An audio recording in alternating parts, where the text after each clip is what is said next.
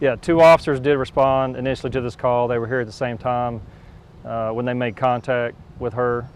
And yes, there's going to be an incident review board for those officers. Both officers did fire their weapons. Are they on administrative duty, leave? They'll be on administrative leave for the next couple of days.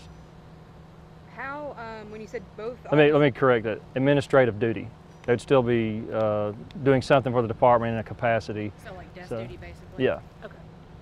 You said 2 officers fired. Do you know how many rounds were fired? That I don't know. Do we know if the suspect in this case, if she fired?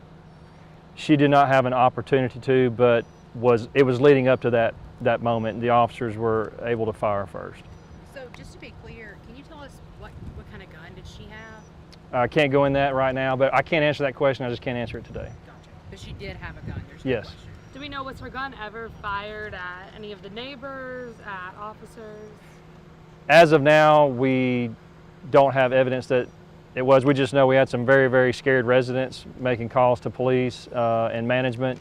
It went from a radio call to an officer to a conversation with management, who again reconfirmed what they were told on the radio. And the manager himself stated that she had pointed this weapon at several of her neighbors prior to their arrival. 2 officers respond on scene. At the time of the shooting, were there any other Huntsville police officers on scene? No, there was not. It was a minute or 2 before other officers showed up. It was just 2. Can you go into policy, like if someone is down, if there's a suspect that's down, is when it comes to either giving aid or anything like that? And when answering, Chelsea, try to look this way because all of our cameras are coming this way. Look at City and answer. Yeah. All officers carry some type of first aid pack in their cars. Of course, there are officer safety issues that comes into play when they're dealing with somebody that is bleeding. They're dealing with somebody that could still potentially gain access to a weapon. There's bloodborne pathogens and things that they have to deal with, so have to be careful with that. But they do all carry first aid packs. I guess, do you like handcuff somebody even if they're down just for officer safety purposes? Or? Yeah, and sometimes that's an automatic response, training response in a lot of these situations. Officers aren't medical doctors, so they don't know if these injuries are fatal or not. Because someone does not move doesn't mean they don't have the capability to move, and they're not baiting the officer. There's a lot of different things we can go into with that, but it's a training response. When the officers respond to somebody with a gun in any case, I guess, when does it come down to fire or shoot or don't shoot? In this situation, there was a verbal exchange between the officers and her, and she was not heeding to the officer's pleas, obviously. The timing of that, there's no training in the timing, okay?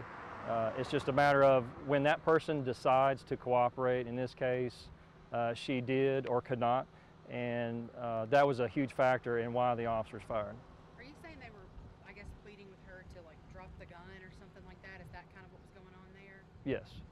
With what we just had in Auburn last week, I mean, does that kind of lay heavy on officers' minds anytime they respond to someone that's armed?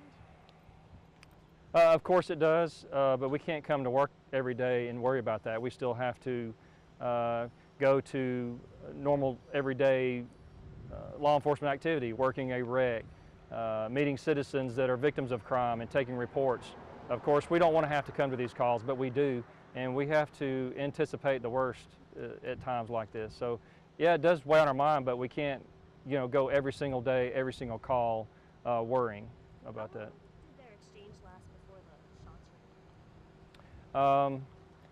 Really can't say. I said a little less than a minute, maybe.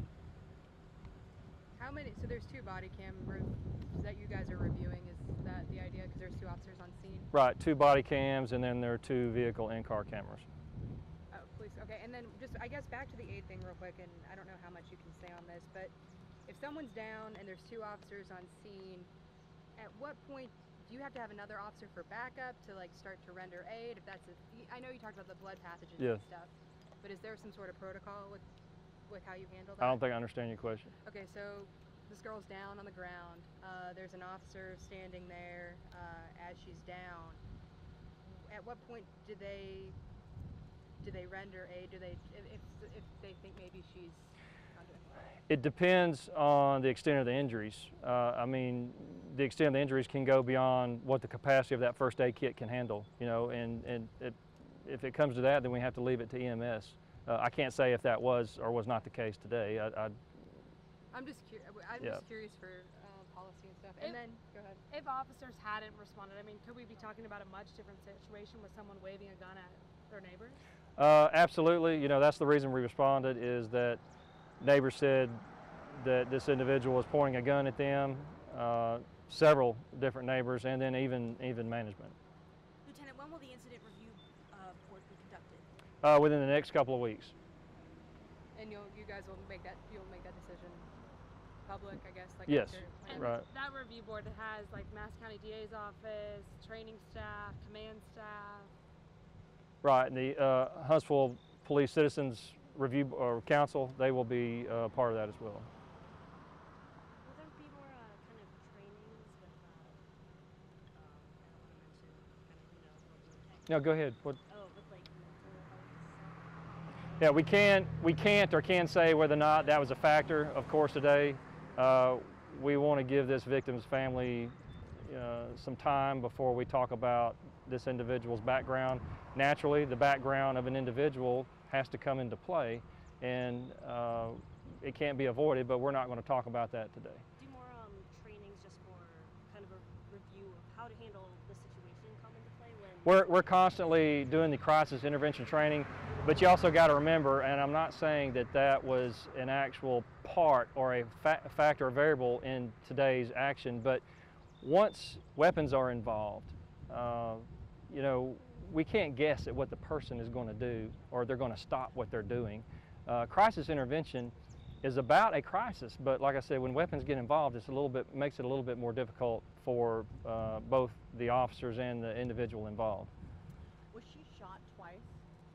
I don't know how many times. I can answer that in the coming days. I don't have that right now. Do you guys have witnesses of this apartment complex residents who also you all have conducted interviews with? Yes, we have talked to a few people. I know of at least one that had witnessed the incident, and they have talked with our investigators. Are you guys aware of that video that's circulating on social media? Is that part of your investigation? Yes, yes it is. How long did the whole thing last? I don't know exactly. From the time the officers arrived until the shooting, I really can't say because the officers had to make contact with a couple of individuals, at least management, a few buildings down prior to being at the apartment, so several minutes at least.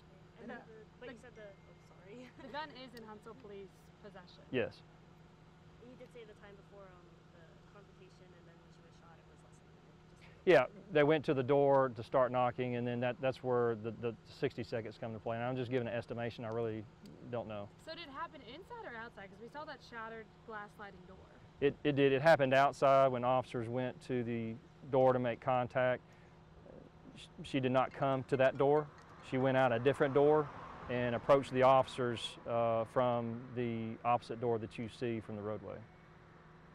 So is that a threat to them if she's coming from behind? They have their guns drawn, she's coming from Well, behind? like I said, we're not going to sit here and try to assume what she was thinking. We'll just let the evidence play out as it may, but when they knocked on the front door, she came out a different door.